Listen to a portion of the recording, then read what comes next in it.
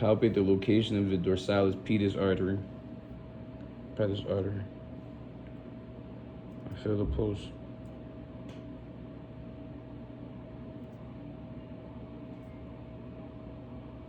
Then we go. Palpate the location of the posterior tibial artery.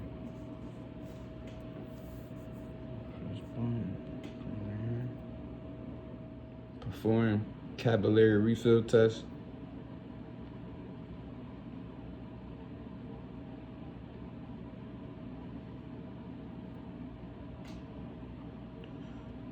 Only took 2 seconds. That's good. Active range of motion. Reflection. Yeah. Check. Most way down. Range of motion for extension. Flex.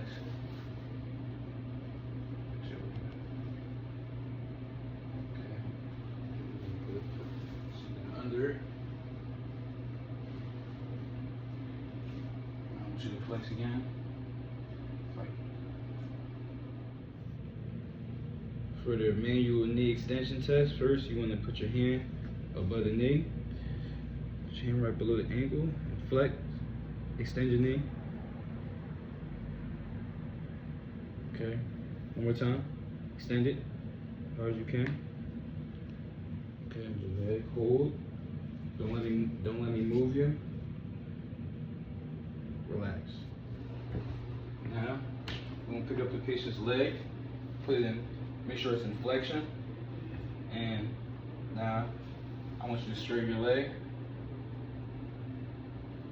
Okay. Now, for the last one, I want you to straighten your leg. Come down. Put the hand right below the ankle. And now I want you to straighten your leg. Flex it, thigh tight. We're gonna start the manual test for flexion. You wanna have your patient flex their leg. First, you wanna have them now come down. Fight me, okay. And we're gonna bring it back up, kind of like a hamstring curl. Fight me this time too. Fight me to going this way. Fight me. And then, next, I want to turn it sideways. Next, I want the patient to slightly turn their leg to an angle sideways. Sit down and do the same thing. Fight me. And lastly, should come down. Fight me. Manual muscle test, isolating the sartorius. First, I'm gonna angle hip and the leg and lift up from the hip. Lift up from the hip. And don't let me push and don't let me straighten your leg. Okay, it's good. For the second part, you're gonna put your patient's leg right over the other ankle, hold the ankle and your hip. I want you to slightly raise your leg, keep it intact. Okay, good. Now for the third one, I want you to have your leg same spot. I want you to try to lift it. There you go. Patellar apprehension test.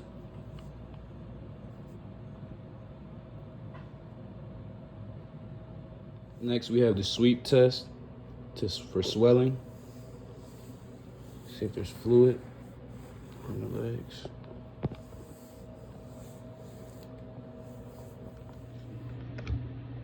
This is the valgus stress for medial collateral ligament laxity.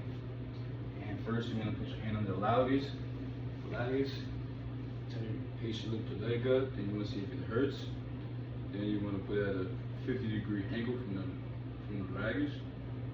See if it feels. Then you wanna start doing your test. Ask your patient if it hurts. Does it hurt, patient? We'll start our virus stress test for lateral collateral ligament laxity. Again, you want to put your hand on the iris. Test your patient. Bring it to 50 degrees. See if it doesn't hurt. Then you want to bring your foot laterally. See if it hurts laterally. You want to straighten it out. Next, we have the Lashman test for anterior cruciate ligament laxity. And most patients, like when you put your knee under them, and then you pull the knee out.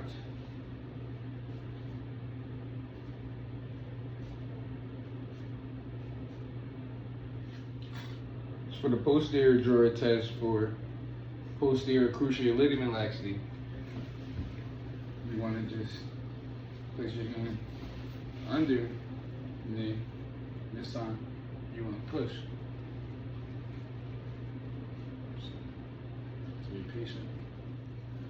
for the Slocum drawer test for rotational knee instability, You want to have your knee up. And then you want to push anteriorly on it. Then you want to put it 15 degrees in. Do the same thing. And come 15 degrees out. And do the same thing. Now positive would be if your patient's knee. then we have the posterior lateral and posterior medial drawer test for posterior lateral knee instability. And you want to have the patient have their knee up. You want to have them relax. Relax your knee. Relax your knee. Then you want to have their leg going laterally. Down there. Have that 90 degrees. And then you want to put posterior pressure on the knee joint. Then you want to bring immediately. And you want to do the same thing. For the quadricep active test, You want to place your hand on the distal tibia and also the distal femur, and you want to slide your leg up, and you want to stop them from pressing down and putting their force upon it. So put your leg, force it down, just try to slide it down. That's all.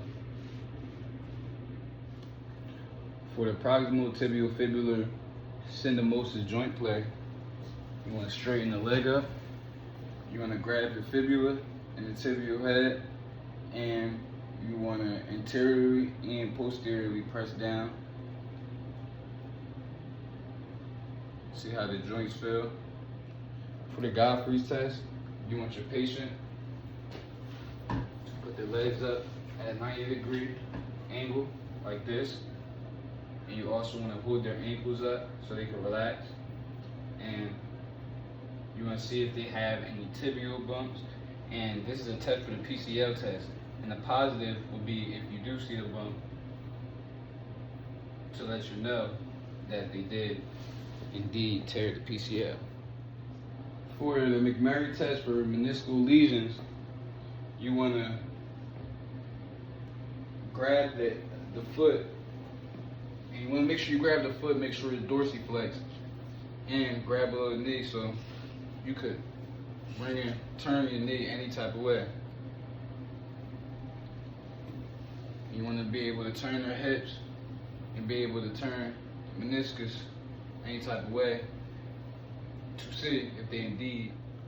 for the athlete compression and distraction test for meniscal lesions, You want to grab the bottom of the knee, grab the leg, make sure it's dorsiflex, and internally and externally rotate.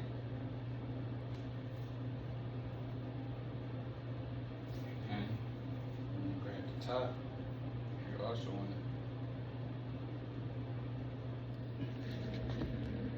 for the Desailly test for meniscal tears, You want to have your patient get on one leg flex their knee, turn laterally,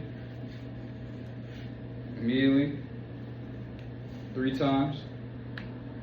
And while you're doing this, you want to be patient, and you also want to take care of your patient by telling them to go slow, keeping a good base and balance, so they don't hurt themselves, in case they do have a medial tear. So this is the crossover test for rotational knee instability. When your client puts their non-used leg over the used leg, and he twists his anterior rotational instability.